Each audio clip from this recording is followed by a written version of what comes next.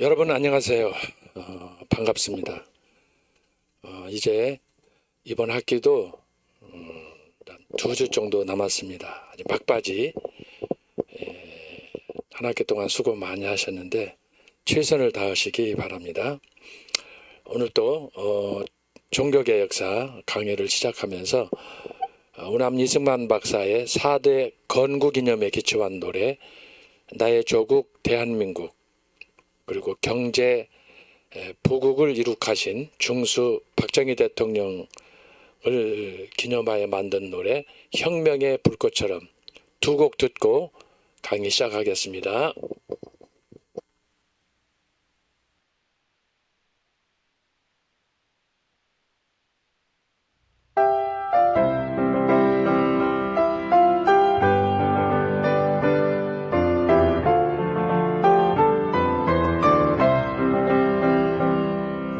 적한 도민족 운명 어깨 메고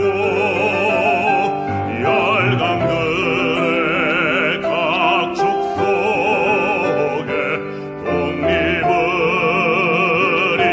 이뤘네. 자유민주 시장 경제 동맹을 맺고 맺어 튼튼한 국가 안보 평화를 이뤘네.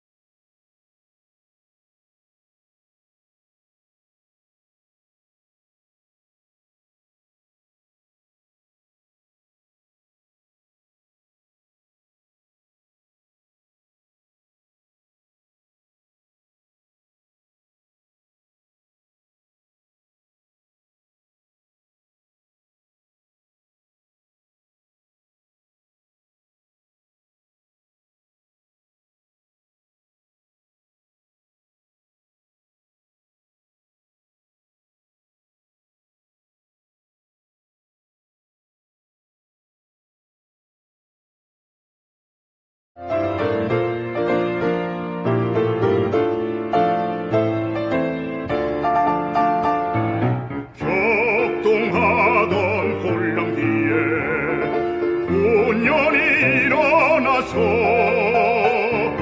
허리띠 졸라매고 밤낮 없이 땀 흘렸네. 새마을 운동으로 국민 생활 개선하고 산업을 발전시켜 관광 기적 이룩했네. 한평생을 조국 위해 이한 목숨 바쳤건만 하늘이 정한 운명 피하지 못하였네. 오늘은 세계로 내일은 미래로 한겨레의 민족혼을 세계 속에 휘날려라.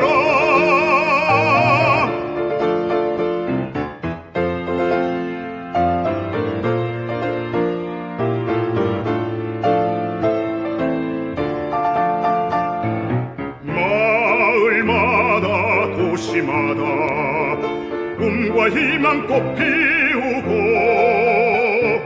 서로 돕고 세워주며 선진한국 이루었네. 국방을 강화하여 자유평화 드높이고 온 땅에 혁명의 뜻 불꽃처럼 펼치었네. 한평생을 조국 위해 이한 목숨 바쳤건만 하늘이 정한 운명 피하지 못하였네. 오늘은 세계로 내일은 미래로 한겨레의 민족혼을 세계 속에 휘날려라.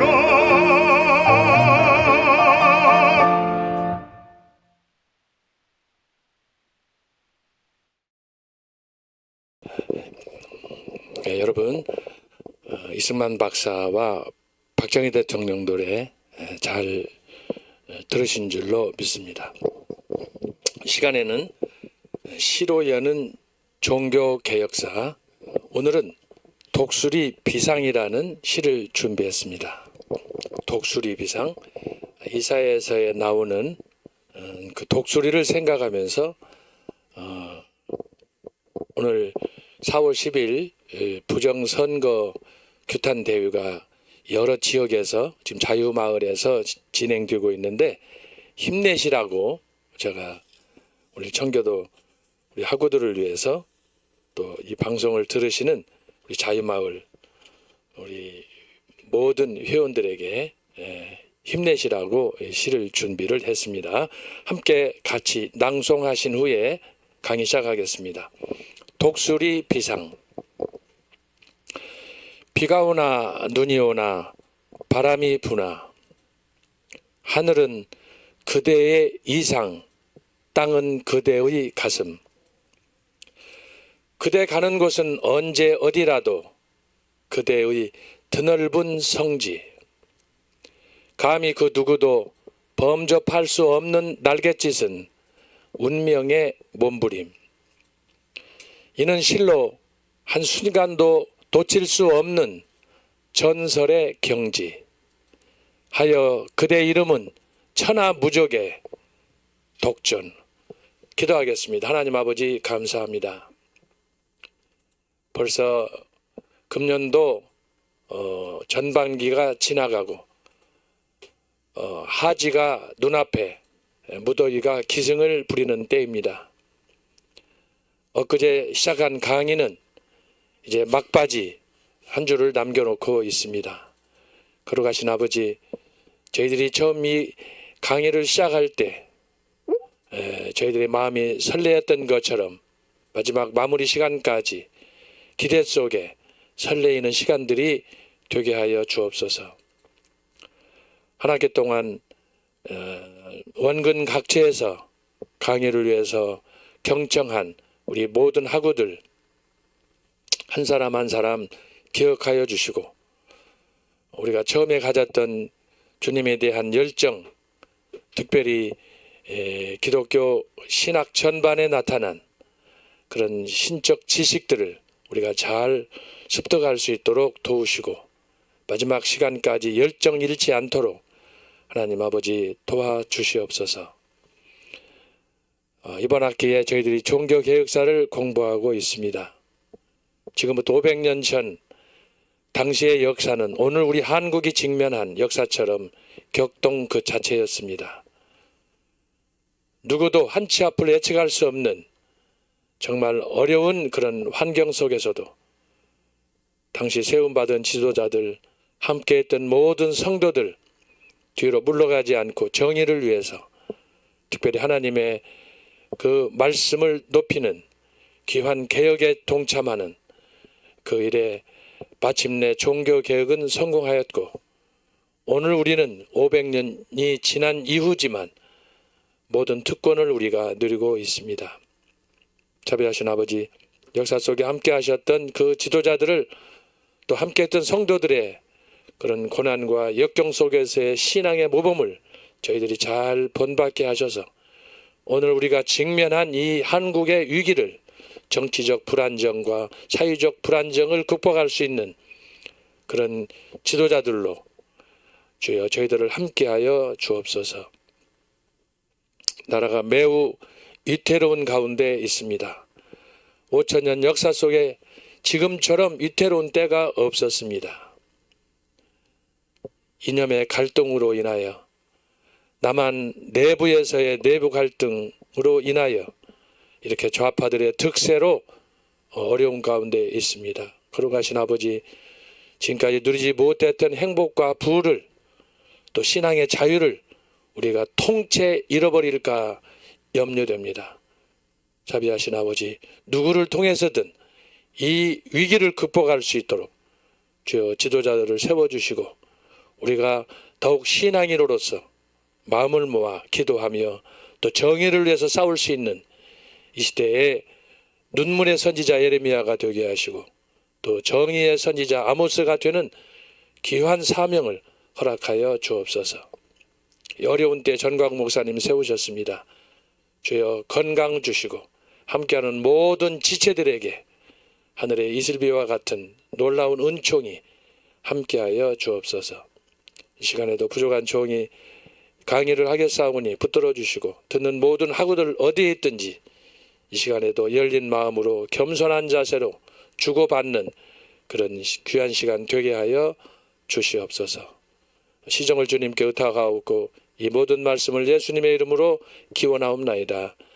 아멘. 자, 이번 학기에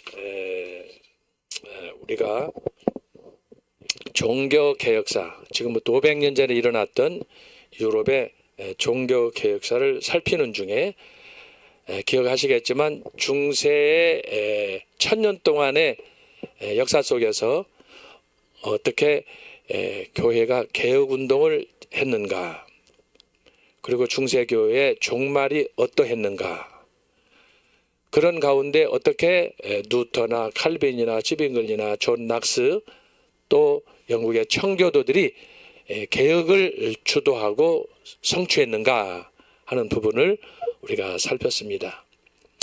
아직 갈 길이 멉니다마는 오늘은 지난 시간에 이어서 제가 특강 형식의 기독교 역사 속에 일어났던 다양한 운동들, 신학적인 그런 사건들을 우리가 살피려고 합니다. 본래는 문해부흥과 종교개혁의 상관선입니다마는 그 문해부흥 운동이 일어난 것과 관련해서, 종교개혁이 일어난 것과 관련해서 제가 특강으로 초대교회, 중세교회, 전에 듣지 못했던 분들을 위한 어떤 면에서 보너스 성격이고, 또 이번 학기 우리가 종교개혁사를 듣습니다마는 제가 말씀드린 것처럼 우리 청교도 신학원에서 하지 않았던 그런 특별 강의를 여러분들이 염두에 두시고 강의를 들으시면 좋겠습니다. 그래서 기독교 2000년 역사 속에서 있었던 다양한 운동들이 어떻게 전개되어 있는가 하는 것을 우리가 살피는 중에, 지난주에 우리가 초대교회를 살폈습니다. 초대교회, 그리고 중세교회, 그리고 종교개혁, 그리고 이제 근현대. 자, 이렇게 해서 제가 말씀드렸죠. 이렇게 해서 역사가 진행이 되는데, 초대교회는 500년이었다. 중세교회는 1000년이다. 종교개혁은 50년이다. 그리고 근현대 교회는 종교개혁 시대를 포함해서 이렇게 쭉 해서 현재까지, 여기는 현재예요. 2024년 6월 현재. 그렇게 해서 토탈 500년이다 이렇게 말씀을 했어요. 근데 이 2000년, 이게 전체적으로 하면은 이게 2000년이죠.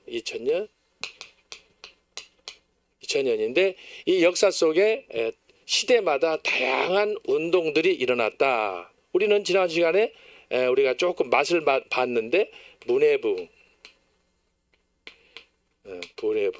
혹은 인문주의라고 그래요. 인문주의. 그리고 종교개혁. 종교개혁이 50년 동안 주로 유럽에서 일어났다라고 하는 거예요. 그래서 이 운동이 특별히 16세기에 일어났는데, 이 운동과 관련해서 초대교회, 중세교회에 우리가 종교개혁사와는 좀 다른 초대교회의 중세교회 역사를 보는 가운데, 이때 당시에 초대교회는 어떤 운동들이 있었는가, 중세교회는 어떤 운동들이 있었는가를 보면서, 결국은 뭐냐, 문해부흥과 종교개혁은 새로운 운동이 아니다. 이것이 핵심이에요. 그래서 여러분들이 제 강의를 잘 따라오시도록 여러분이 집중해야 되겠습니다. 자, 그래서 지난주에 우리가 살펴본 대로 초대교회는 어떤 운동이 있었느냐. 초대교회, 제가 말씀드렸죠. 초대교회에 첫째로 있었던 게 말씀, 성령운동이 있었다. 성령운동. 그래서 이 초대교회는 말씀과 성령의 운동이 강력하게 일어남으로 인해서 결국은 이것을 통해서 세계 선교가 확산되는 그런 기적을 낳게 되었다. 두 번째는 뭐였습니까? 소위 선교, 봉사하는 그런 역사가 일어났어요. 선교, 복음 전도. 이것은 말씀이 성령과 함께 일어났을 때 일어났던 자연스러운 현상이었어요. 그러니까 우리가 요즘에도 마찬가지예요. 교회 봉사를 할 때 성령의 역사, 말씀의 역사, 이것이 우리가 충만하면 부가적으로 일어나는 것, 자동적으로 일어나는 것이 뭐냐? 복음 전파, 선교예요. 왜 그렇습니까? 하나님 말씀과 성령은 영혼에 대한 갈망, 영혼을 사랑하는 주님의 역사가 함께 하기 때문에 우리가 주님의 성령을 받고 말씀에 충만함이 견딜 수 없는 거예요. 그래서 자연스럽게 나타나는 게 제가 말씀한 것처럼 마태복음 28장 19절로 20절, 그 다음에 사도행전 1장 8절, 마가복음 16장 15절. 이게 뭐냐 그러면 세계 선교예요. 세계. 제자 삼으라, 이 말씀에 대한 성취로 나타나는 거예요. 그래서 중요한 것이 뭐냐, 우리가 우선순위를 정해야 되는데 무조건 전도하고 무조건 구제하고 그러는 게 아니에요. 그 이전에 뭐가 있어야 되느냐? 내가 사도행전에 나타난 것처럼 성령의 능력을 받았느냐? 그리고 말씀 충만하냐? 그것이 아니면 우리가 선교하고 복음을 해도 영양실조에 걸려가지고 제대로 선교가 안 되는 거예요. 저와 여러분의 에너지는 어디서부터 오느냐? 하늘로부터 계속해서 샘물처럼 이슬비와 같은 은혜로 임해야 우리가 그래서 선교사들 나가서 불모지에 가서 선교할 때도 지치지 않는 거예요. 그 모든 에너지의 근원이 어디서 오느냐? 말씀과 성령의 역사예요. 그래서 우리가 전도하고 구제하고 심지어 기도하고 할 때라도 내 힘으로 하게 되면은 지쳐서 쓰러져 죽어요. 심지어 금식도 마찬가지예요. 금식은 기도 중에 가장 어려운 거 아니에요? 예를 들어서 뭐 일주일을 한다, 또 한 달을 한다, 뭐 40일을 한다 그러는데 이게 정말 어려운 거예요. 그런데 그것을 극복할 수 있는 비결이 뭐냐? 말씀과 성령의 역사가 임할 때 가능하다. 세 번째는 뭐였어요? 세 번째는 제가 지난번에 또 말씀했지만 순교로 나타나는 거예요. 순교. 이 말씀과 선교 복음 전파가 온 땅으로 향해서 나아갈 때 결국은 복음의 꽃은 어디서 피느냐? 순교 신학으로 나타난다. 제가 말씀했어요. 제가 집에 가서 이제 여러분들 제가 강의한 걸 제가 한번 좀 이렇게 살펴봤더니 거기에 여러분들이 댓글을 쓰셨더라고. 나도 이제부터는 백색 순교자가 되겠다.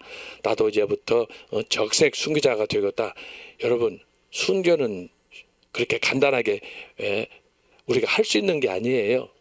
이렇게 말씀과 성령으로 충만할 때 여러분 순교의 모델이 스데반 보세요. 사도행전 7장에 보면 그게 순교의 전형적인 모델이에요.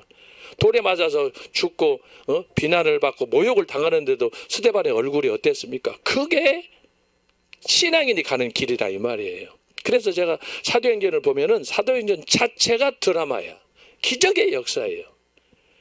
여러분 우리가 아무 때나 아이고 나도 스데반처럼 살아야지 그 결심한다고 되는 거 아니에요. 그 실패자가 누구냐? 안희숙 여사가 일제 때 감옥에 갔는데 여러분 죽으면 죽으리라 죽으면 살리라라는 소설을 썼어요. 체험담으로. 저도 그거 읽어봤는데 그거 보면 자기는 안희숙 여사가 뭐라고 그랬느냐? 자기는 실패한 사람이라고 하는 거예요. 여러분 신앙인은 실패할 수가 없어요. 근데 이건 이제 그 안희숙 여사 같은 경우는 굉장히 그 일제 때 그 일제와 싸워서 신앙을 지키면서 그때 함께했던 분이 이제 박윤선 박사라든지 이제 고신의 그 소위 고신 교단을 설립했던 한상동 목사라든지 일제 때 딱 감옥에 가서 함께 생활했던 그런 이북에서 넘어온 그런 분들이었는데 그 안희숙 여사 같은 경우는 이제 같은 감방에서 주기철 목사도 같이 있었어요. 그러는데 나중에 이제 추록해서 보니까 주기철 목사는 순교한 거예요. 그래가지고 순교자로서 영웅 취급받는 거예요. 근데 자기는 같은 감옥에 있었지만 감옥에 있다가 나와가지고 순교를 열망했는데 순교를 못한 거예요. 그래서 나중에 이제 어떤 목사님 만나서 결혼해가지고 목사님 사모님으로 이제 평생을 봉사하시고 그러셨는데 그분이 가슴속에 맺힌 게 뭐냐? 나는 실패한 순교자라는 거예요. 여러분 실패한 순교자는 없어요. 내가 죽고 싶다고 해서 죽는 게 아니라니까요. 그래서 제가 얘기했잖아요. 순교는 세 가지가 있다. 다 순교예요. 여러분 저와 여러분이 제가 그랬죠. 백색 순교는 뭐냐? 아침에 일어나서 오늘 집을 나서기 전 기도했나요? 여러분 이 기도하는 그 행동이 여러분 아무나 할 수 있는 것 같죠? 그렇지 않아요. 그 자체가 초대교회에서는 살아있는 증거로 그래서 기도 자체가 하나님 앞에서 내 마음을 드리고 뜻을 다하고 정성을 다 하나님 앞에 드리는 거 세상에 때묻지 않는 그 얼마나 순결하고 좋습니다. 이게 바로 그리스도의 신부가 가는 길이다 이 말이죠. 그냥 십자가 달려가지고 죽는 것만이 순교가 아니에요. 이건 엄청난 착각이에요. 뭐 안희숙 여사 돌아가시고 목사님 사모님으로 평생 헌신하셨지만 신앙의 그 근본 뿌리를 잘못 이해한 거예요.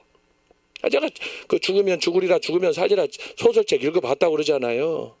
깜빵에서 어떻게 그 미친 한 여자가 들어와가지고 그를 도와주면서 자기 먹지 않고 그를 살려주고 전도하고 하는 것들, 거기 보면은 감동적인 스토리가 많지만 중요한 포인트는 뭐냐?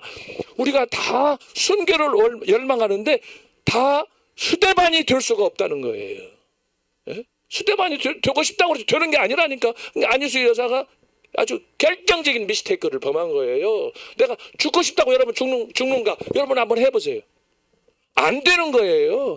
모든 인생의 소위 세상적으로 말하면 팔자인데, 모든 우리 신앙인들의 삶의 핵심은 뭐냐? 하나님이 나의 운명을 쥐고 있기 때문에, 그래서 하나님 앞에서 우리가 근신하면서 매 순간을 살아가는, 소위 제가 언젠가 말씀했죠. 코람데오 정신, 하나님과 나와의 성령의 역사 속에서 그분과의 임재 의식, 그분과 동행하는 삶이 있지 않고는 기도도 어려운데 어떻게 내 하나의 생명을 주님 앞에 바칩니까? 바치는 것은 타이밍도 맞아야 되고 시대도 맞아야 되고 다 맞아야 스데반이 나오는 거예요. 그래서 제가 순교 신학할 때 뭐 그때 자세한 설명을 안 했지만은 굉장히 중요한 거예요. 우리가 스데반처럼 죽는 것만이 순교가 아니라는 거예요. 그래서 제가 백색 순교 말씀했잖아요. 내 마음을 예수님의 신부로서 깨끗하게 순결하게 정결하게 하나님 앞에 드리는 거, 그게 여러분 쉬운 줄 아세요? 쉬운 일이 아니라니까. 그래서 우리가 그것을 제가 이 순교시 나갈 때 얼마나 도전적으로 여러분한테 제가 메시지를 증거했습니까?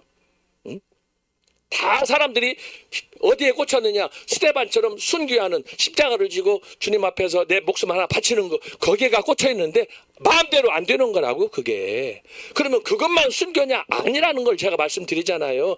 그렇게 거기에 꽂히지 말고 매일 매 순간을 주님과 손잡고 동행하면서 백색 순교, 주여 나의 정결한 마음, 당신을 향한 나의 사랑의 그 첫사랑, 이것이 변하지 않도록 주님 받아 주옵소서. 그게 백색 순교라니까. 때묻지 않는.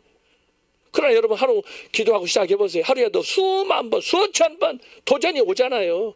여러분 자유마을에서 여기저기 지금 뭐 과천이고 뭐이고 지금 부정선거에 대해서 얼마나 많은 사람들이 이것 때문에 기도하면서 속상해가지고 지금 목요일 날도 지금 금요일 날도 과천에서 지금 장재현 박사랑 그 팀들이 모여서 지금 그거 하고, 대법원 판사들 또 그거 이번에 부정선거를 조작한 5명 5적, 저는 일제의 5적이라고 생각하는 사람이에요.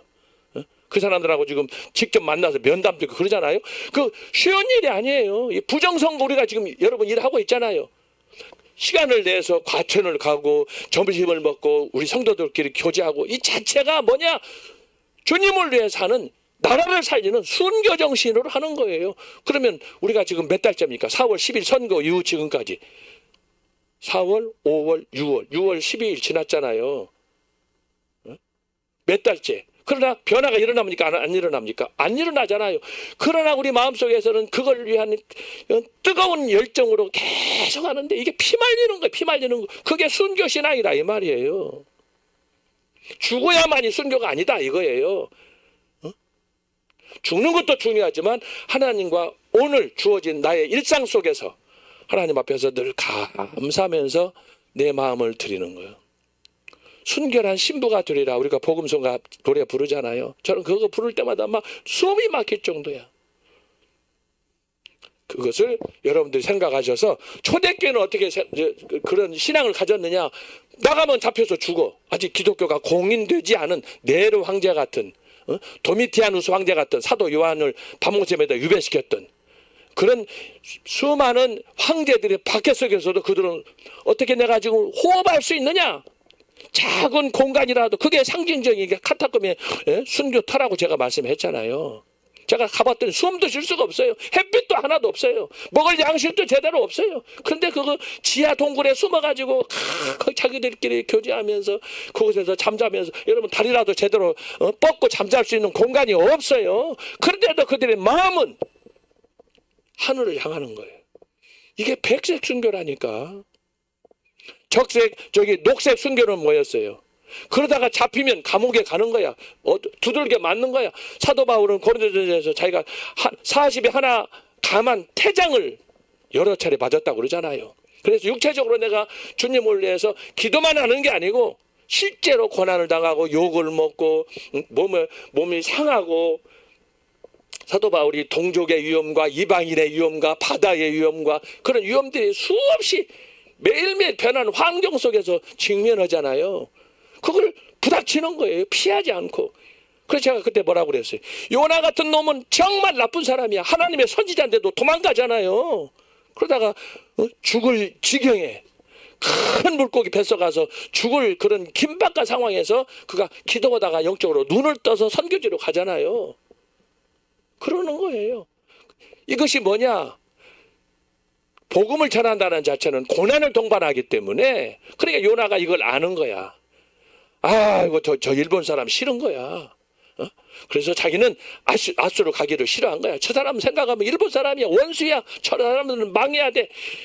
바닷물이 늘 불어나거든, 비가 오든 해가지고 어떤 일본은 폭삭 가라앉아야 돼. 그런 마음이 요나에게 있었단 말이죠. 그러니까 자기가 가는 길을 피했잖아요. 근데 하나님께서 어떻게 했어요? 그의 매가지를 잡아가지고, 도망가는 놈을 잡아가지고 배비창에서 그걸 끄집어내가지고 온갖 창피는 다 당하게 하고 자기 입으로도 고백하고, 마침내는 다시스로 가던 길을 니느웨로 가가지고 전도하는데, 이 꼴불견이 아니에요. 가가지고도 제대로 일을 않는 거야. 하나님한테 원망하고 불평하고 전도하니까 막 니느웨 사람들이 막 회개하고 돌아오니까 그걸 또 보기 싫어가지고, 이런 야비한 선지자가 어디가 있어요. 그럼에도 불구하고 하나님이 요나를 사용하신다 이 말이에요. 그게 저와 여러분의 모습 아니에요?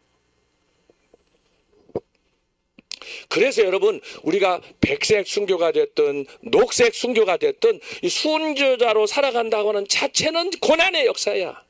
알았어요? 그러니까 여러분, 이 강의를 들으면서도 마을이든지 성경의 나타남이든지 교회 생활이든지 주말마다 광화문에서 예배하든지 국경인마다 하든지 그 모든 정말 하나님을 사랑하는 성도들의 길이라고 하는 것은 평탄한 길은 하나도 없어요. 근데 우리는 늘 기도할 때마다 평탄한 길 주옵소서. 그게 안 되는 거예요, 잘. 그래는 안 되지만 그걸 열망할 때 하나님께 때때로 위로를 주시잖아요. 그게 신앙생활의 신비예요, 신비. 그게 신앙의 비밀이라고 하는 거예요.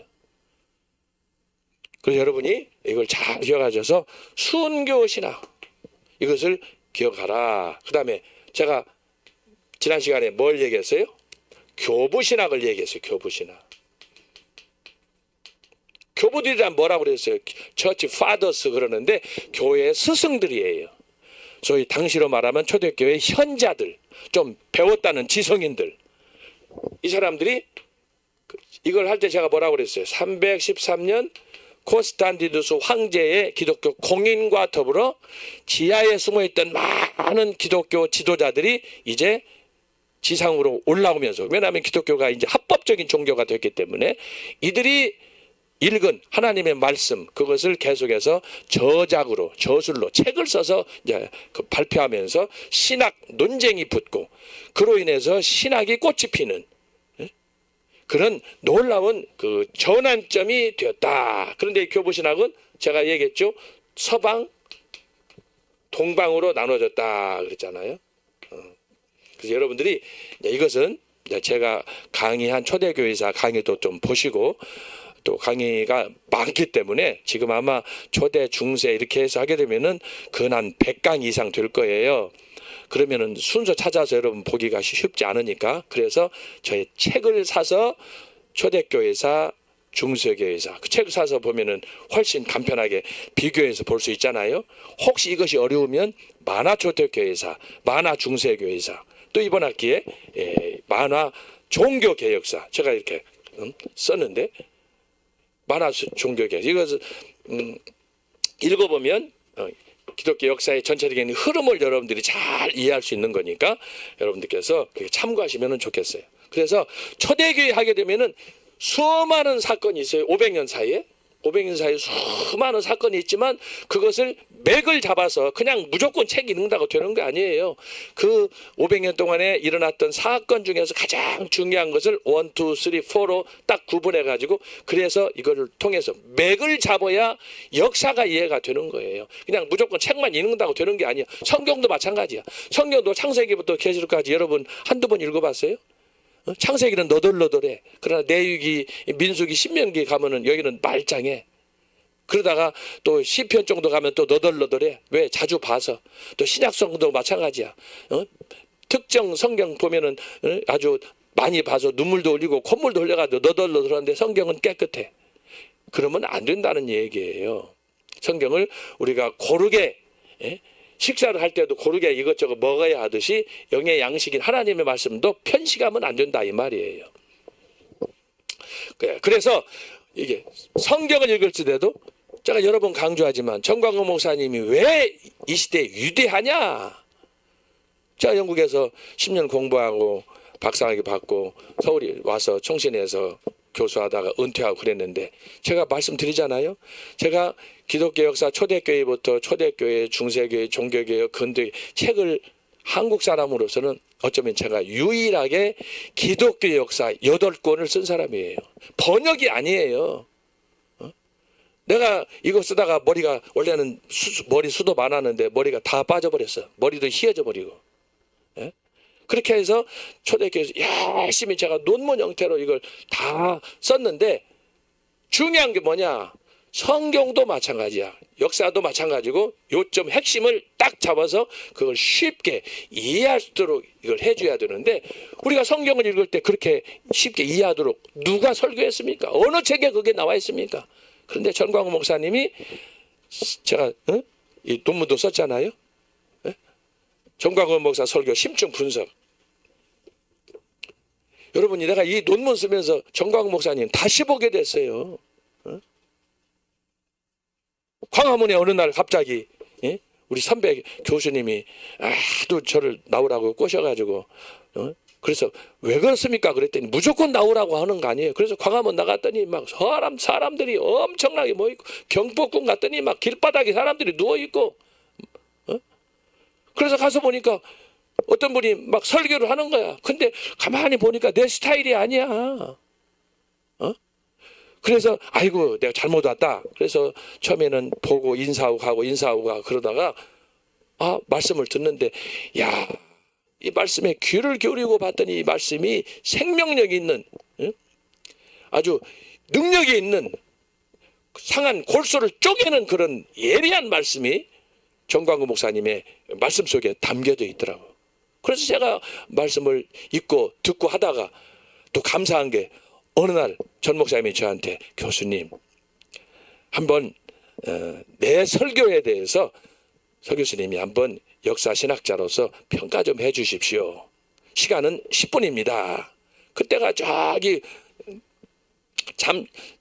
워커힐에서 부흥사 목사 2,000명 모아놓고 할 때예요. 벌써 한 3년 전 얘기예요. 그래가지고 제가 아직 제가 전 목사님 잘 모르는데 그런 거 할 수 있겠습니까? 그랬더니 교수님이 하시면 좋대. 그래서 왜 그렇습니까? 그랬더니 전 목사님 자신의 설교를 그래도 핵심적으로 이해하는 분은 서 교수님이라는 거야. 그래가지고 알았습니다. 그러면 제가 한 10분, 15분 정도 준비를 하겠습니다. 그래가지고 그동안에 강의도 듣고 설교도 듣고 한 것들을 했는데 자료를 찾아보니까 자료가 하나도 없어. 야, 이걸 발표 준비하려고 하는데 15분 준비해야 되는데 이게 보통 심각한 게 아니야. 내 명예도 있고 체면도 있고. 그래가지고는 그걸 부탁을 받고 기도를 하다가 제 마음속에 뜨거운 마음이 생겼어요. 야, 강의 10분 15분 하려고 하지 말고 논문을 써라. 그래가지고 자료를 찾는데 자료가 있어야지. 그래서 강의 듣고 테이프 듣고 막 하다가 그래서 내가 이제 소위 말해서 정광훈 목사 설교하면서 정광훈 목사가 왜 경복궁에서 광화문에서 설교하게 됐는가? 왜 문재인하고 저렇게 양면 대립해가지고 저렇게 빨갱이라고 하고 간첩이라고 하는가? 그걸 들은 것들을 쭉 정리하면서 제가 여기다가 정광훈 목사 역사를 정리해가지고 설교까지 분석해서 만든 거예요, 여러분. 그래서 여러분 이 책을 읽어봐야 되는 거야. 정광 목사 설교 본서. 전 목사님 설교가 단순한 설교가 아니에요. 일반 뭐 CTS, CBS, 뭐 C채널 뭐 이런 데서 하는 설교가 아니에요. 어? 그래서 여러분들이 영적으로 눈이 떠야 전 목사님의 설교가 들어오는 거예요. 그러나 주변에서 비판하는 놈들은 어떤 놈들이야?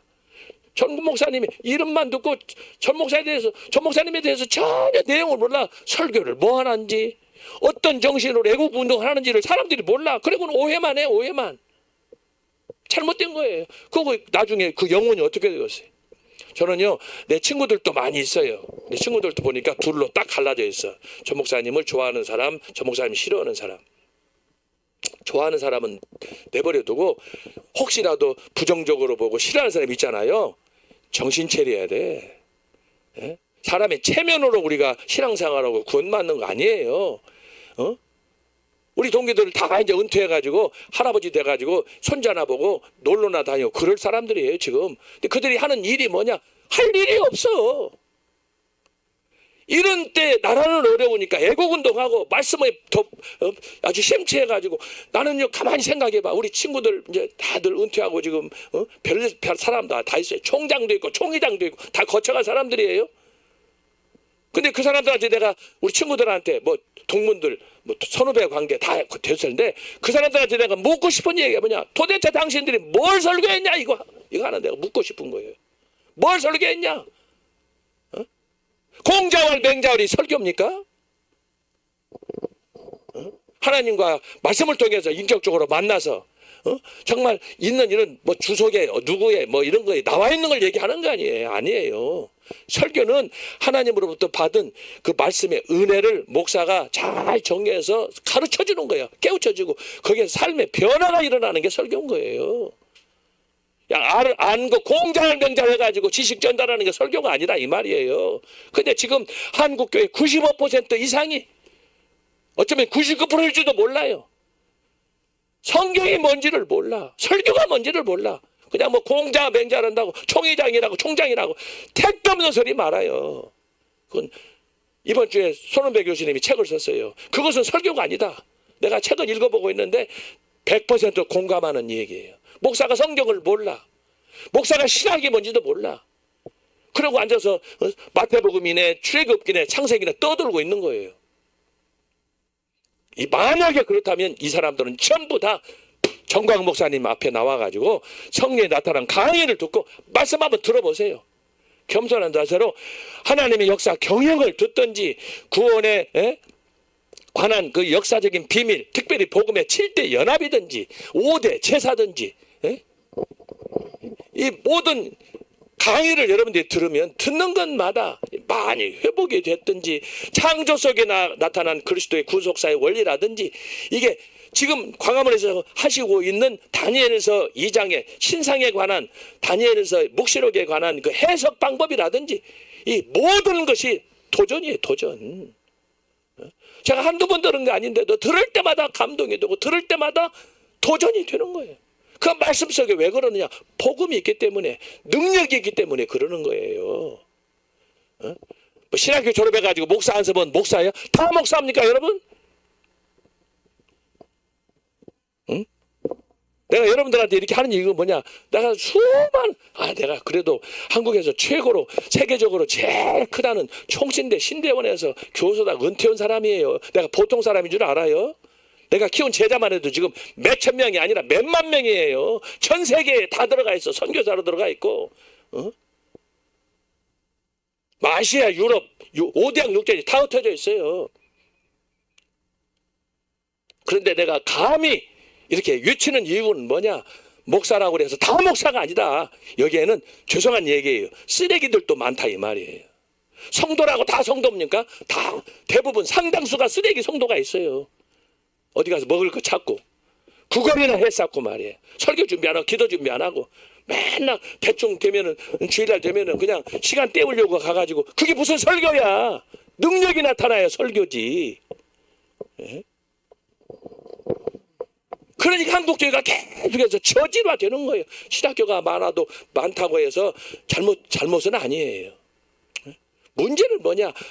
학교에서 목사다운 사람을 제대로 된 준비된 사람을 배출해야 되는데 목사가 자격증 가지고 장난치는 거예요. 한국이나 외국이나. 제가 어제도 그제도 어떤 분하고 통화를 했는데 어디서 안수받는지 정체를 모르는 사람들이 지금 주변에 허다해요. 3개월짜리도 있대. 6개월짜리 목사도 있고. 이게 지금 여러분 우리가 이런 얘기 할 시간입니까 지금? 응? 어떤 사람은 4년 7년씩 공부하는데 여러분 2주짜리 3주짜리 3개월짜리 목사해가지고 그게 무슨 목사야. 그게 응? 이거 뭐 하는 거지. 만약 그런 사람이 있으면 다 사표내세요. 그게 목사가 아니야. 영혼을 살리는 것인데 그거 가지고 라이센스 따가지고 어디 가서 뭐 한다는 거야. 목사 행사에서 무슨 덕을 보려고 그러는 거예요. 목사가 소명대로 하나님 앞에서 근신하는 마음으로 영혼을 살리는 정말 떨리는 마음으로 주를 위해서 살겠다. 이런 순교적인 신앙이 아닌 이상은 목사는 더 이상 의미가 없어요. 목사 된 것이 중요한 아니고 목사답게 살아가는 것이 중요한 거예요. 여러분이 강의를 듣는 사람들 중에 성경을 여러분들이 얼마나 알아요? 목사로서 자신 있게 여러분이 설교할 수 있는 여러분이 좋아하는 메시지가 뭐가 있냐 이 말이야. 나는 전 목사님 설교 들으면서도 늘 도전 속에 살아가는 사람이야. 야 정말 저 설교는 특별하다. 전 목사님이 좋아하는 노이 존스, 스펄전, 존 스타트 내가 다 영국에서 공부할 때 논문 썼다는 사람이라고 했잖아요. 그때만 해도 제가 전 목사님 몰랐기 때문에 예를 들어서 노이 존스다, 존 스타트다, 뭐 청교도 가운데 존 오웬이다, 리서트 백스터다, 존 칼빈이다.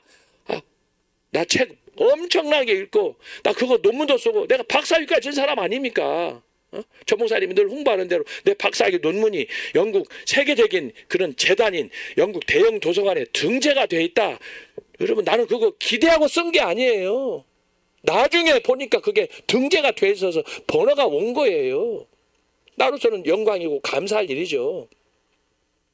그러던 내가 논문도 쓰고 박사도 쓰고 다 해봤지만 전 목사님이 설교하는 이 복음의 7대 연합이라든지 7대 절기라든지 이스라엘의 광야에서 양육 원리라든지 이런 제목을 가지고 기록된 논문도 없고 그런 주석도 없고 그런 설교도 없고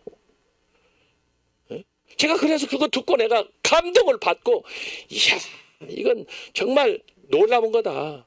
나 혼자 깨닫기에는 너무나 아깝다. 그래서 내가 이 논문을 써서 여러분들한테 홍보하는 거예요. 근데 몇 번씩 듣고 나서는 이제 별로 들을 것 없는 것처럼 하는데 그렇지 않아요. 전 목사님 설교는 들을 때마다 새롭다니까. 왜 그러냐? 말씀에 대한 성령에 대한 깊은 깨달음 하늘로부터 임한 지혜로 설교하기 때문에 그래서 충격이 되는 거예요. 금요일마다 신학자 토크 하잖아요. 우리 변순복 교수님, 손은배 교수님, 김철원 교수님 저 이렇게 이분들이 그렇게 농독한 사람이 아니에요. 각 분야에서 최고를 달리는 교수들이에요.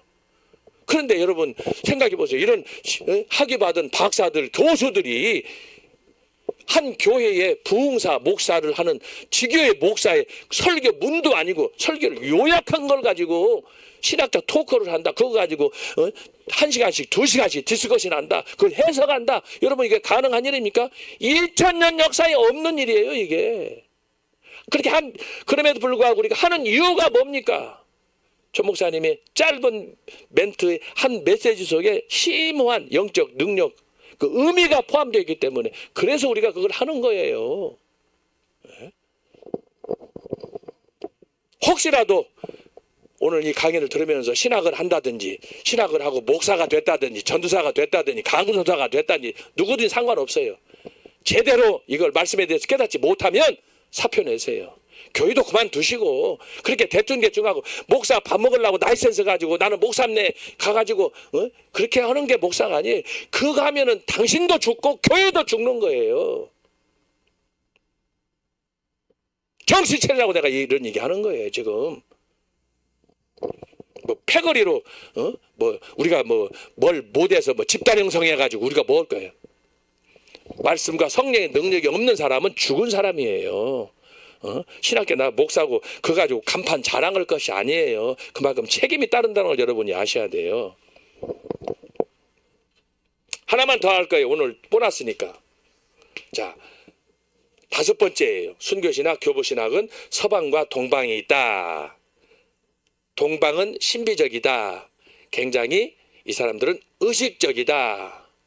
서방은 이 사람들은 매우 이론적이고 합리적이다 라고 했어요. 우리 한국교회는 어디에 속해 있느냐? 서방교회에 속해 있어요. 서방교회. 동방교회는 어디냐 하면은 그리스 정교, 러시아 정교, 루마니아 정교. 그동안 그 소위 그늘에 가려져 있던 교회, 러시아와 1917년 볼셰비키 혁명 이후로 소련도 기독교 신앙이 닫혔잖아요. 원래 선교한 나라는 선교한 지는 오래돼요. 1000년이 넘어요. 998년이니까. 지금 우크라이나하고 싸우는 그 키브 그 수도가 키부츠인가? 그건데 그것이 러시아가 기독교화 하는데 아주 전초 기지였어요. 지금부터 1000년 전.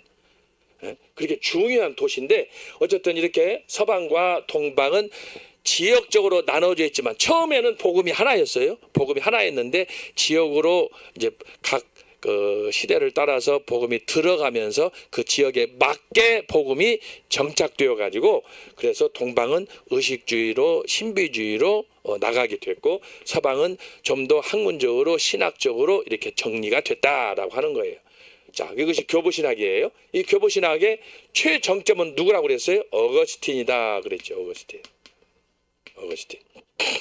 자, 5번째로 하나 보너스 하고 지나갈 거예요. 자, 이것은 뭐냐 그러면은 변증신학이라는 게 있어요. 초대교회예요. 초대교회 변증신학이에요. 이 변증신학이란 주로 언제 나타나느냐? 200년에서 나타나는 거예요. 초대교회 200년에서 약 한 150년 정도 이 어간에 변증신학이 나타나는데 이 나타나게 된 변증신학의 동기는 뭐냐? 이때 로마 제국에서 기독교인들을 탄압하고 박해할 때 황제에 맞서서 이 사람들이 등장해가지고 기독교를 박해하고 기독교인들을 괴롭히니까 거기에 대해서 변증 그랬잖아요. 아폴로제틱스라고 그러는데 소위 이것은 이제 법원에서 변호사들이 하는 그런 법정적인 용어예요. 변호사들을 우리가 이제 무슨 소송건에 휘말리면 고발을 당하면 변호사를 사가지고 나에 대해서 이제 나의 억울한 모습을 탄원하듯이 판사한테 올리잖아요. 그게 법정에서 하는 거 아닙니까? 그래서 이 변증신앙이란 뭐냐? 당신들이 아는 황제 당국과 로마 제국이 알고 있는 기독교와 실제 기독교는 다르다. 그런 부분에 대해서 많은 변증신학자들, 기독교인들이 등장해가지고 로마 황제에 대해서, 로마 제국에 대해서 맞서서 이론적으로, 학문적으로 기독교가 당신들이 생각하는 그런 잘못된 이단적인 종교가 아니다. 이거 하는 거예요. 이거 대단합니다, 여러분. 여러분, 우리가 전도하다 보면은 갑자기 사람들한테 전도하다 보면은 말문이 막힐 때 있어. 왜 기독교만 믿어야 천국 간다고 합니까? 왜 예수님만 부활했다고 합니까? 이런 난해한 그런 질문 외에도 많이 있잖아요. 그러면은 옛날에 우리 조상들은 복음이 들어오기 전에 그 사람들은 죽으면 지옥 갑니까? 천국 갑니까? 이런 등등의 질문들을 많이 하잖아요. 그런 부분들에 대해서 변증신학자들이 하나하나 답변을 주는 거예요. 우리가 모르니까 그런 질문도 하고 우리가 또 잘 모르는 상태에서 함부로 답변했다가 또 우리가 궁색할 때가 있단 말이죠. 자, 그런 것들을 생각하면서 여러분들이 이걸 잘 생각해야 되는데 초대교회 때 그런 로마 제국의 로마 황제의 박해 속에서 기독교가 어떤 종교냐? 기독교는 바른 종교다. 기독교는 정통 종교다. 이단이 아니다. 이것을 초대교회 변증신학자들이 이것을 대변을 하는 그런 신학 운동이 있었다라고 하는 거예요. 자, 그러면 여러분 변증신학자가 된다, 교보신학자가 됐다. 여러분 아무나 신학자가 되는 거 아니잖아요. 수많은 사람들이 나를 위해서 막 이런저런 질문을 하고 그러는데 그 답변을 누가 어떤 질문을 한다는 우리가 어떻게 합니까? 언제 어떤 질문이 터져 나올지 모르잖아요. 그런데 그거에 대해서 내가 항상 준비했다가 어떤 질문이든지 거기에 대해서 A는 A로 B는 B로 하나하나 답변해 간다고 하는 것은 이건 특별한 은혜이기도 하지만 저와 여러분이 잘 준비해야 된다라고 하는 거예요. 그래서 이것을 위해서 전도하고 가르치고 선교하고 하고 해서 그래서 목회자가 되기 위해서 신학을 하고 또 훈련을 받고 안수도 받고 그러는 거예요. 근데 이런 거 잘 준비해 가지고 목사 자격증 받아 가지고 하면 제가 말씀드리잖아요. 자기 망신, 교회 망신, 주님 망신, 가보시기 망신 어떻게 되겠어요? 그래서 적당히 목사 된 사람들은 사표 내라고 하는 거 아니에요. 제가 지금 그렇게 해가지고 누굴 죽이려고 그러냐 이 말이에요.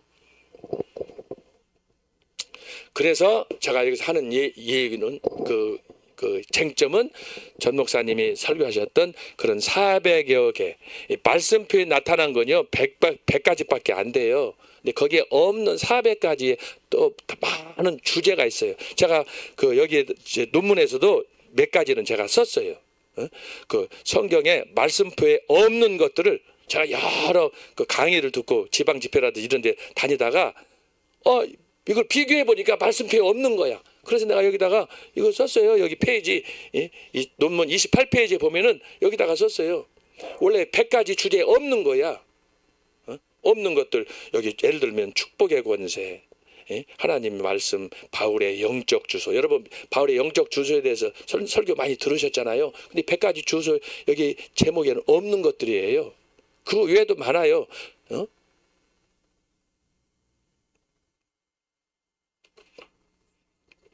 어쨌든 중요한 건 뭐냐? 이렇게 초대교회 때는 다양한 운동들이 있었다. 자, 그러면 중세는 뭐냐? 중세는 세 가지만 내가 할게. 많이 있었지만 첫째가 뭐냐? 중세 교회는 1000년 동안에 수도원 운동이 있었어요. 수도원 운동. 수도원 운동이 뭐냐? 자, 수도원이란 우리식으로 말하면 현재 기도원 운동이에요. 기도원 운동. 초대교회 때 313년 기독교가 공인되기 전까지는 로마 황제들이 신이었다고 그랬잖아요. 그래서 교회를 무조건 박해 했어요. 묻지도 않고 막 알아보지도 않고 박해를 하는 거예요. 왜? 이 사람들은 아무리 이런저런 일을 해도 타협하지 않고 자기들의 신앙으로 오히려 순교 신앙으로 나간다 이 말이야. 순교 신앙으로. 이게 골치 아픈 사람들이지. 그러다 보니까 이 사람들이 억압 속에 있었는데 자 313년에 기독교가 공인이 되다 보니까 지하에 있던 사람들이 이제 교회 밖으로 나왔잖아요. 세상 밖으로 나왔잖아요. 나와서 보니까 무슨 일이 발생했느냐. 크게 세 종류의 크리스찬들이 있다는 것을 알게 된 거예요. 지하에 있을 때는 몰랐어. 근데 지하에 있다가 지상으로 나와서 보니까 자기가 평소에 다니던 교회 이렇게 나가서 보니까 거기에는 교회가 잡탕이야. 잡탕. 왜? 교회가 박해 속에 있을 때 거기에는 다 진실한 사람만 있는 게 아니고 거기에는 사이비도 있단 말이에요. 그러다 보니까 그 안에서 어떤 사람은 기독권을 누리기도 하고 어떤 사람은 억울한 일을 당하기도 하고 별별 사례가 많잖아요. 그랬는데 기독교가 자유가 딱 주어지니까 어떤 일이 벌어졌느냐. 교회 나가서 보니까 첫째로 신앙생활 할 때 자기의 기득권을 위해서 자기의 안위를 위해서 타협하며 살았던 성도들이 교회 안에 와 있는 거예요. 소위 말하면 일제 때 같으면은 고자질한 사람이 일경한테 가가지고 일제 군인들한테 순경한테 가가지고 동네 사람들 줄을 세워놓고 이 사람이 교인이냐 아니냐 그럴 때 고자질하는 가룟유다 같은 놈이 있는 거예요. 이 사람은 자기 살려고 거짓말하고 사기치는 사람이야. 여러분 일제 때 엄청나게 많은 사람이 그런 소위 배신 행위를 많이 했잖아요. 한 부류는 어떤 사람이 있느냐. 이것도 저것도 아닌 거예요. 그야말로 편리주의야. 자기가 어려우면은 교회 가고 그러면은 아주 지 멋대로 혼자 사는 사람이 나홀로파야, 나홀로파. 교회 갔더니 이 사람은 독실한 신앙인이라고도 하기도 그렇고 아니라기도 그렇고, 토하려고 하니 아깝고 먹으려고 하니 지금 안 되고, 교회 가니까 그러는 거예요. 그 또 한 사람은 있는데, 그게 세 번째는 뭐냐, 이 사람들이 봤을 때 그 교회 가서 보니까 도무지 이곳은 내가 있을 곳이 아닌 거예요. 거기 가 보니까 사기꾼도 있죠, 거짓말쟁이도 있죠, 고자질하는 사람이 있죠. 그냥 완전히 맹탕이야, 맹탕. 그러니까 그 중에 한 사람들이, 그 중에 이제 몇 사람들이, 야, 내가 있을 교회가 아니다. 차라리 나는 이 교회를 떠나서 저 광야의 산속에 숲속에 들어가서 혼자 주님과 깊이 기도하는 생활을 해야 되겠다. 소위 말해서 제가 초대교회 순교 신앙할 때 백색 순교, 조용히 주님과 더불어 살아가야 되겠다. 세상은 너무 싫다. 세상이 왜 이렇게 거짓으로 가득 찬지, 왜 이렇게 어둠이 가득 찼는지, 나는 내가 살 곳이 아니다. 내가 고난의 시절도 내가 주님과 더불어 믿음으로 승리했는데, 내가 섬겨야 될 교회가 이렇게 타락하고 부패했으니 나는 교회가 싫다. 그래서 사람들이 수도원으로 산속으로 저 먼 광야로 가서 주님과 더불어 내가 살겠다 라고 한 사람들이에요. 이 사람들이 수도원에 가가지고 수도원에서 이제 저희 공동체 생활을 하면서 수도원에서 운동을 하는, 소위 경건 운동을 하는 거예요. 신앙생활을 하는 거예요. 여러분, 가정에서 교회 생활을 하다가 가끔씩 그러잖아요. 지금은 70년대 80년대 지나서 지금 2000년대에는 기도원 운동이 많이 지금 쇠퇴한 상태예요. 그런데 70년 80년 90년대 그때까지만 해도 대표적으로 뭐 감남산이다, 아니면은 어디 할렐루야 기도원이다, 대표적으로 하늘산이다, 이런 데는 기도원에 사람들이 뭐 봄, 여름, 가을, 겨울 없이 사람들이 몰려다녔고, 특히 여름에 산상 집회 때는 어마어마했어요.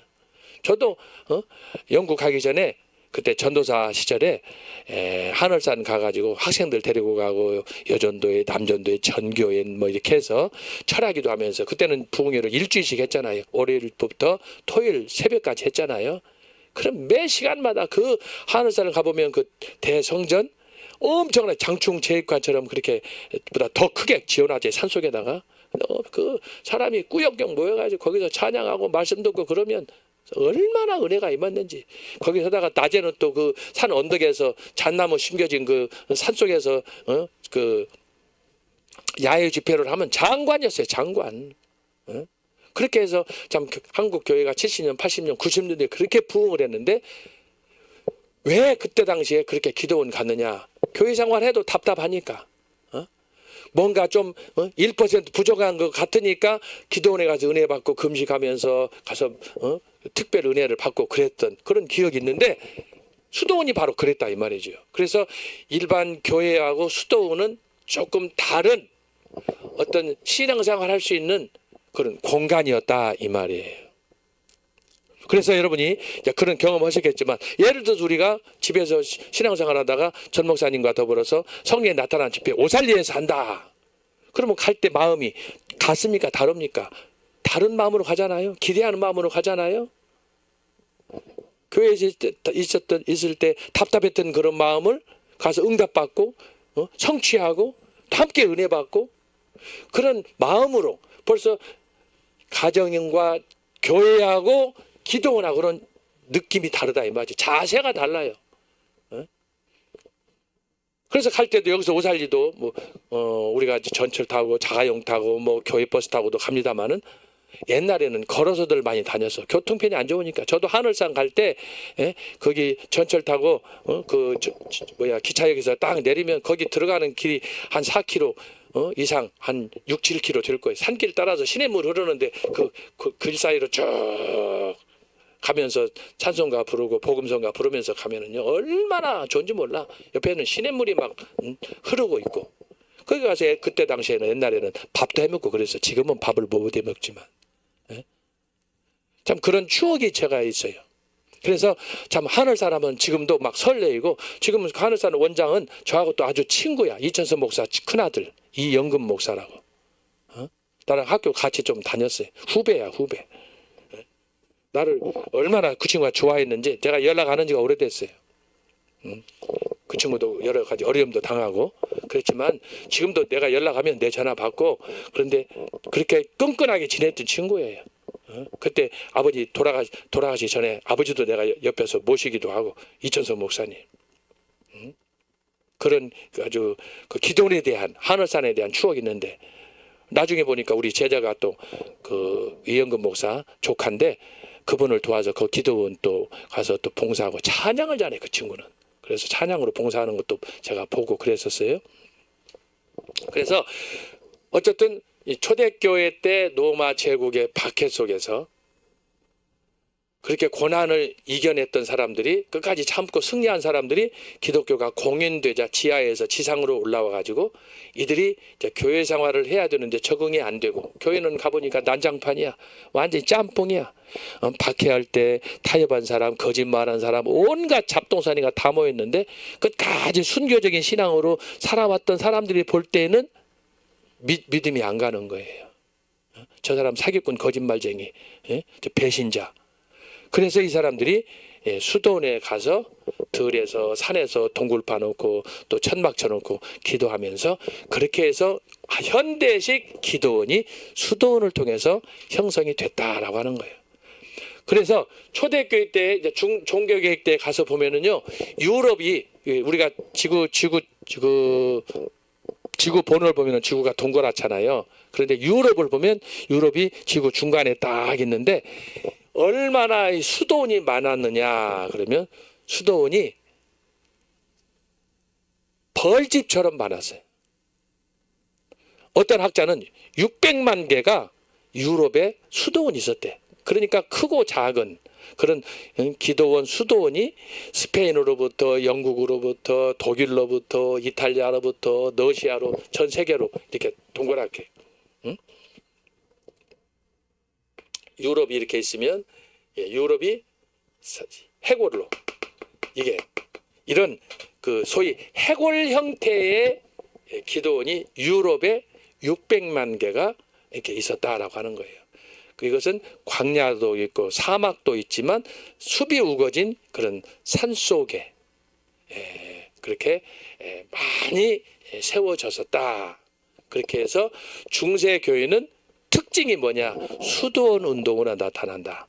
그러면 수도원 운동으로 하면 우리가 산속으로 들어가면은 그냥 무조건 들어가서 기도만 하는 게 아니에요. 수도사가 되려면은 기본적으로 여러분 우리가 예를 들어서 오살지를 간다, 하늘산을 간다. 지금하고 다르지만 기본적으로 요구되는 게 뭐냐? 수도원을 가려면 수도사가 되는 거예요. 그러면은 적어도 2가지, 3가지는 기본적으로 깔고 가는 거예요. 자, 수도원 가려면 어떻게 해야 되느냐? 첫 번째가 절제야. 집에서는 교회에서는 먹을 거 먹고 입을 거 입고 편하게 다 했지만 이제 기도원을 간다, 수도원을 간다 그러면은 거기 가면은 그렇게 못해. 내가 다리 뻗고 잘 공간도 없어. 또 가서 보면은 양보해야 돼. 모든 걸 절제해야 돼. 예를 들어서 하루에 3끼 먹을 걸 2끼 먹든지 1끼 먹든지 하면은 또 그게 기도원에서는 단체적으로 또 금요일 같은 경우에 성금요일 같은 경우는 전체 금식도 해. 또 가는 사람마다 달라. 어떤 사람은 기도 목적, 어떤 사람은 자녀 문제, 사업 문제로 가기 때문에 산에 수도원에 가지만 기도원에 가지만 금식으로 가. 일주일 동안. 여러 목적으로 간단 말이죠. 그래서 집에 있을 때는 이게 안 돼. 이상하게 교회에 있을 때는. 그래서 이제 기도원을 가고 수도원을 가서 하는데 첫 번째가 뭐냐? 절제가 필요한 거예요. 절제. 기도원 가가지고 다리 뻗고 자면서 먹을 거 다 먹으면서 나는 할렐루야 하겠다. 이 사람은 제정신이 아니야. 알았어요? 제정신이 아니에요. 그래서 기도원 간다든지 초대교회 때부터 이렇게 한 사람들은 초대교회 때부터 이 수도원 운동한 사람들은 이 고난이 뭔지를 아는 거야. 끝없이 도전해오는 그 시험 그걸 잘 이겨냈기 때문에 수도원에 갔을 때에도 절제한다, 뭐 금식한다 이런 것은 이 사람들은 습관적이야. 아무것도 안 지른 거예요. 자, 절제예요. 두 번째는 뭐냐? 잘 기억하세요. 이게 이 수도원 운동이 중세교회 1000년 동안을 유지하는 거. 1000년. 첫 번째가 절제고 두 번째가 뭐냐 하면은 순결이. 제가 여기 초대교회 때 여기 순교신앙 얘기했잖아요. 나는 수도원에 가서 일주일 동안 지내는 동안에 이제 평생을 사는 분도 있어요. 우리가 이제 흔히 우리 주변에서도 뭐 가톨릭의 프란치스코, 도미니쿠스 그 회에 천부교 내에 지금 여러 그 수녀들이 머무르고 있는 그런 그 수도원들이 있는데, 수도원의 특징이 뭐냐 그러면 절제해야 되고, 두 번째는 뭐냐, 정조를 지키는 거예요. 순결을 지키는 거예요.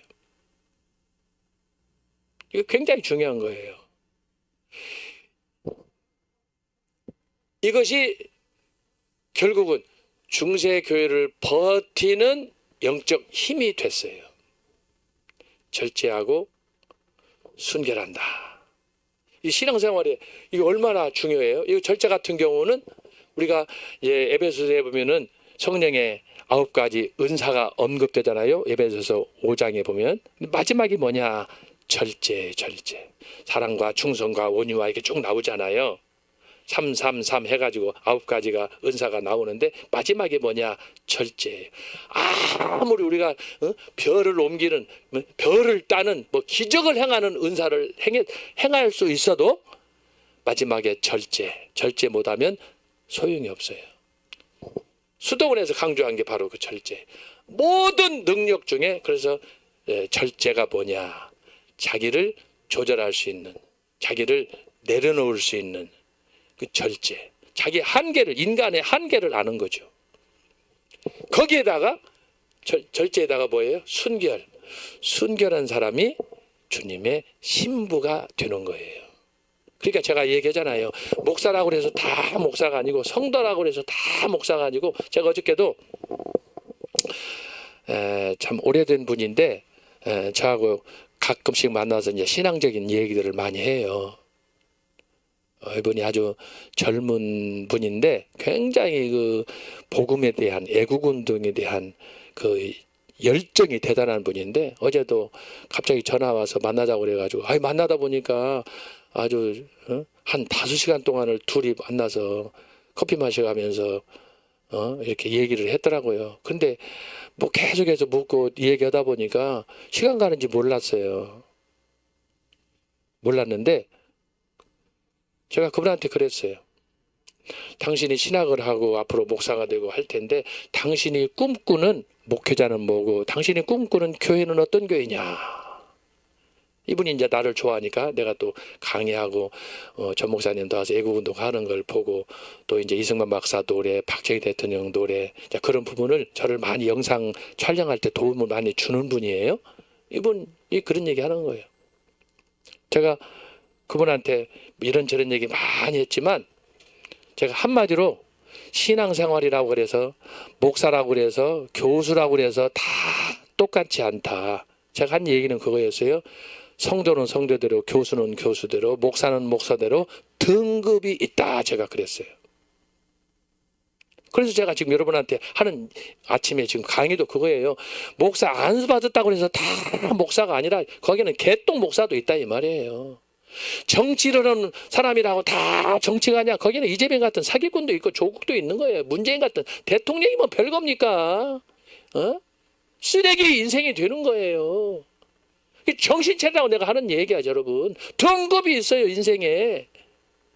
그래서 내가 그분한테 그랬어.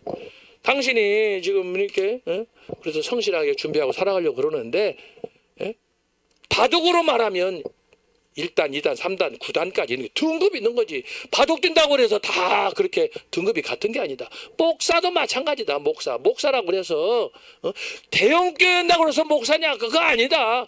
요즘 한국교회 지금 흔들어대는 그 목사가 어떤 사람이냐?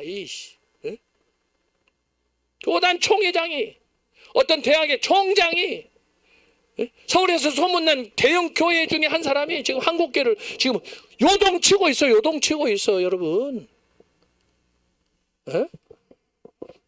온갖 술책을 벌어가면서 지금 생쇼를 하고 있는 걸 국민들이, 크리스찬들이 방송을 통해서 다 알고 있는 자기는 아니라는 거예요. 자기는 죄가 없다는 거예요. 응? 그런 면에서 보면은 다윗은 정직한 사람이야. 알았어요? 그래서 여러분이 이걸 잘 들으셔야 돼. 신앙생활 한다고 여러분 영적 세계예요. 신앙생활은 기도하면서 하나님과 나와의 관계를 우리가 꾸준히 설정하는 건데, 너나 나나 똑같은 초등학교 1학년이라 그러면 왜 2학년 3학년 왜 대학교가 있어요? 등급이 같다 그러면. 그렇지 않아요. 응? 신학교 졸업해가지고 어디 신학교 정체도 모른 채, 예? 아까 제가 그러잖아요. 어떤 사람은 2주짜리, 어떤 사람은 3개월짜리, 어떤 사람은 6개월짜리, 예? 어떤 사람은 1년짜리, 어디서 했는지도 몰라. 어떤 사람은 팔자가 세서 4년, 7년씩 공부합니까? 그만큼 준비해서 충실한 하나님 앞에 헌신하기 위한 그 훈련 과정 자체가 다 이거예요. 그게 순교 신앙이에요, 여러분. 하루하루의 우리의 삶은 순교로 가는 거예요. 신학생활하고 신학교 가서 공부하고 하는 것들이 고난의 역사라고 생각하면 안 돼요. 그게 주님과 나와의 관계에서 주님을 위해서 내가 내 삶을 바치는 순교라고 생각하면 의미가 달라지는 거예요. 그래서 여러분 지금 시험 보고 있는데 시험도 잘 준비해야 되는 거야. 에? 하나님이 나와 관계 속에서 나를 지켜보신다, 이런 신앙으로 살아가는 거예요. 그러니까 여러분, 제가 정신체라고 지금 지난 시간 오늘 지금 내가 막 특강 가서 여러분한테 지금 흔들어 대는 거예요. 소위 말하는 나이롱 신자 안 되게 만들려고 지금 그러는 거야. 우리가 뭐 풀빵입니까? 붕어빵입니까? 딱 찍어내면 천국 가고. 아니, 그렇지 않아요. 천국은 싸우는 자, 침노하는 자가 가는 거야. 치열하게 하는 거예요. 그래서 수도원에 가면은, 기도원에 가면은 그냥 막 은혜 받고 뭐 내가 좋은데, 그렇지 않다니까. 가면은 절제부터 하는 거야. 먹을 거 먹지 못하고, 잠잘 것도 불편하고, 거기에다가 요구되는 게 뭐냐? 내 마음과 뜻과 정성을 다하여 하나님 한 분만을 생각하는 신앙으로 나가는 거예요. 알았어요? 그것을 수도원에서, 기도원에서 배우는 거예요. 근데 우리 한국교회 기도원 운동은 다 무너졌어요. 지가 왕이야, 다. 그러면 안 되는 거예요. 그래서 전 목사님한테 내가 받은 은혜 중에 뭐입니까? 그래서 지정의를 내려놓으라는 거 아니에요. 수도원 운동은 지정의를 내려놓는 운동이에요. 절제하고 순교라는 거예요. 자기 자신을 죽이는 거예요. 그런 면에서 전 목사님의 설교가 탁월하다고 내가 말씀드리잖아요. 그러니까 빨리 이 사책 안 사신 분들은 빨리 사서 읽어보셔야 돼. 한 사람도 할렐루야 안 하는 거 봐. 그렇게 고집이 세가지고 어떡해. 자, 그래서 여러분, 시간이 벌써 많이 가버렸는데 걱정이네. 자, 수도원은 여기까지만 하겠어요. 자, 두 번째가 뭐가 있느냐? 중세교의 두 번째는 성례 신학이 있어요. 성례 신학. 자, 수도원 운동이 이렇게 절제하고 순결하고 참 좋았는데, 문제는 뭐냐? 시간이 지나니까 수도원이 타락해. 마치 우리 오늘 한국교회처럼 타락해. 우리 한국교회도 처음에 미국에서 언더우드 아펜서를 선교사가 와가지고 선교하고 그럴 때 복음으로, 여러분 60년, 70년, 80년 대 부흥에 가면, 전 목사님 가끔 그러잖아요. 김춘기 목사님, 신원기 목사님들 옛날에 그 중학교 때부터 다니면서 말씀 듣고 했을 때 그 경험담을 말씀하잖아요. 저도 그때 당시에 많이 다녀봤어요. 학교 다니면서, 신학교 다니면서 학교 수업 안 하고 가서 은혜 받고, 그때는 부흥일에 일주일씩 했어. 은혜 받고 뭐라도 그냥 말씀 듣고 갈급하니까. 그랬는데 이 수도원이 시간이 쭉 지나니까 약발이 다 빠져가지고 처음에는 기도원 가가지고 예를 들면 첫날 둘째 날은 열심히 기도하면서 막 하나님 앞에 주여 그래. 그런데 나중에 한 4일 5일 6일 지나고 보면은 처음에 올라갈 때, 집을 떠날 때, 교회를 떠날 때, 기도원 갈 때 기대하는 바가 있잖아요. 그런데 기도원 가서 며칠 지나면은 그렇게 가물가물해져. 연기만 나. 소위 초심이 사라져 버리는 거예요. 여러분, 그럴 때 있어요, 없어요? 그래서 예수님이 강조하는 게 요한계시록에도 나타난 에베소 교회에 하셨던 중요한 말씀이 뭐냐? 첫사랑을 회복하라라고 하는 거예요. 첫사랑과 관련된 거예요, 다. 우리가 처음에 주님의 은혜를 받았을 때 얼마나 감격했습니까? 진짜 주님이 말씀하면 모든 거 다 드리겠다고 다 다짐하고 그런 다짐을 했던 적이 한두 번이요? 그거 안 하다 보면 다 거짓말쟁이 되는 거예요. 우리가 멀리서 아이고 저 사람 나쁜 사람 찾을 게 아니야. 사실은 저와 여러분이 나쁜 사람이야. 왜? 주님을 한두 번 속였어야지. 응? 주님 뜻대로 살기로 했네. 찬송 한두 번 불러봤어요? 부름마다 나서님은 어디든지 가오리다. 한두 번 불러봐서 안 해. 자, 두 번째는 성례신학인데, 성례신학이란 뭐냐? 제가 중세교회사 얘기하고 종교교회사 초두에 얘기를 했어요. 성례신학이란 뭐냐? 중세교회에서 성경에 없는 성찬 의식을 몇 개, 5개를 더 만들었어. 성경에서는 우리 장로교, 저와 여러분이 지금 다니고 있는 우리 개신교에서는 2가지를 강조해. 세례와 성찬이에요. 이걸 성예라고 그래요. 세례와 성찬. 그런데 중세 로마 천주교에서는 어떻게 했느냐? 성경에 없는 5가지를 만들었어. 그래서 이것을 7가지로 해서 7성례. 7이 뭐예요? 완전수예요. 근데 이 완전수를 누가 만들었냐? 로마 교황청이 만들어가지고 교회 법으로 딱 공포를 했어요. 그러면 어떻게 되느냐? 로마 교황청은 성경 위에 있는 거예요. 그래서 로마 가톨릭은 이단이라고 하는 거예요. 성경이 없는 걸 가르치면 이단이지. 그래서 제가 지난주에도 강조했죠. 중세 교황이 그레고리 1세 이후 지금까지 267대, 지금 프란치스코 1세가 지금 교황이잖아요. 어느 교황도 주님을 위해서 순교한 사람이 하나도 없다고 제가 말씀했잖아요. 대가리 터지게 싸우기는 해. 그러나 주님을 위해서 모든 영광을 주님께 바치면서 절제하면서 순결하게 하나님 앞에 자신의 몸을 드린 교황은 한 사람도 없다는 거예요. 이게 중세 교회예요. 그러니까 겉으로는 성례를 만들어서 거룩하게 셀레브레이션을 하는 거야.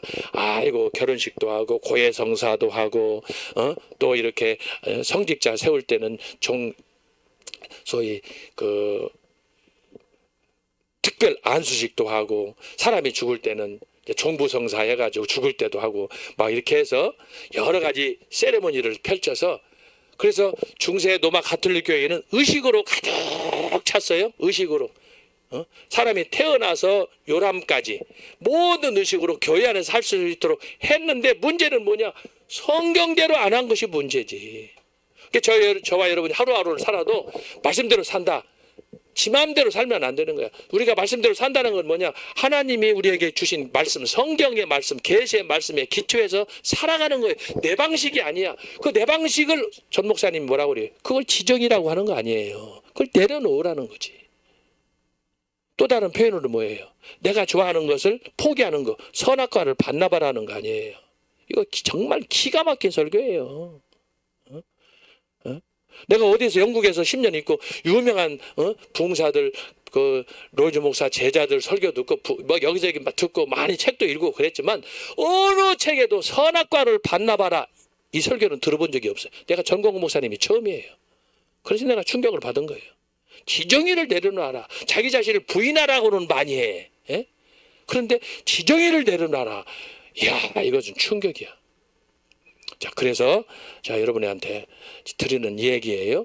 그래서 초대교회, 중세교회 다양한 운동들이 있었지만 이 시대별로 나타난 현상들이 다르다.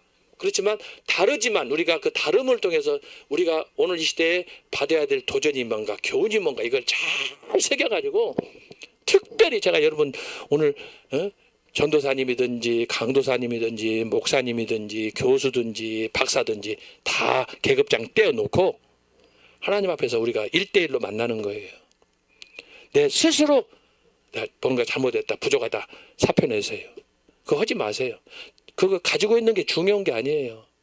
너도 살고 나도 살고 모두가 사는 거예요. 그것이 장땅이에요. 예? 그렇지 않고 그냥 목사네, 박사님네. 여러분 박사라고 다 박사가 아니라고 그랬잖아요. 목사라고 다 목사가 아니라고 그랬잖아요. 등급이 있다니까, 등급. 그래서 오늘 제가 혹시라도 여러분의 귀에 거슬리는 얘기 했는지도 모르겠어요.